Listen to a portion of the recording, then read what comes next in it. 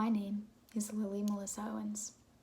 Throughout my life, I always wanted to fill the void of my mother's absence in love. Growing up without a mother was extremely difficult for me as a child. It was my fault, though. I killed my mother when I was young, and to this day, my father still resents me for it.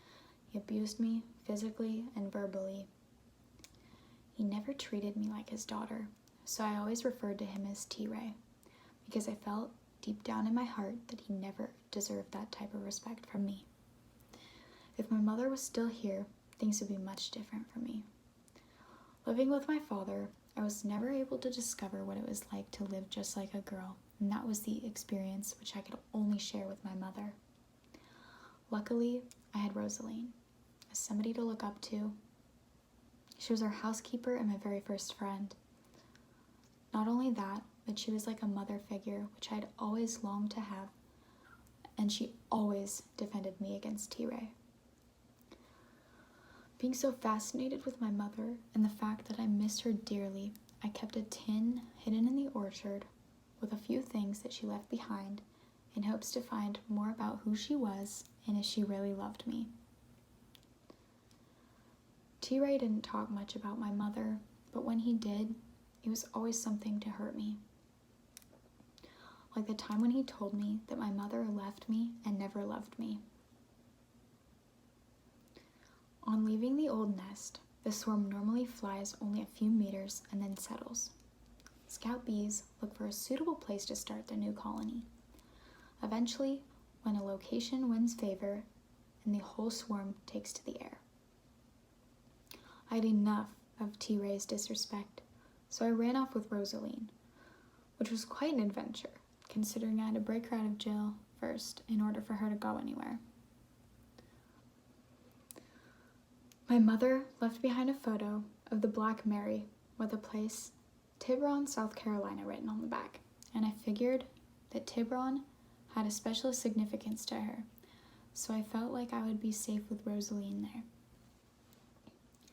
When I arrived, people were so welcoming and kind. I recognized the label on the jar of Black Madonna honey and asked about it until I found out where it came from, thinking it would lead to something that would bring me closer to my mother.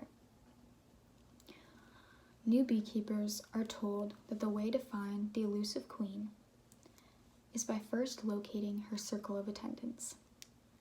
August Boatwright, who lived in the house the color of Pepto. She lived with her sisters May and June.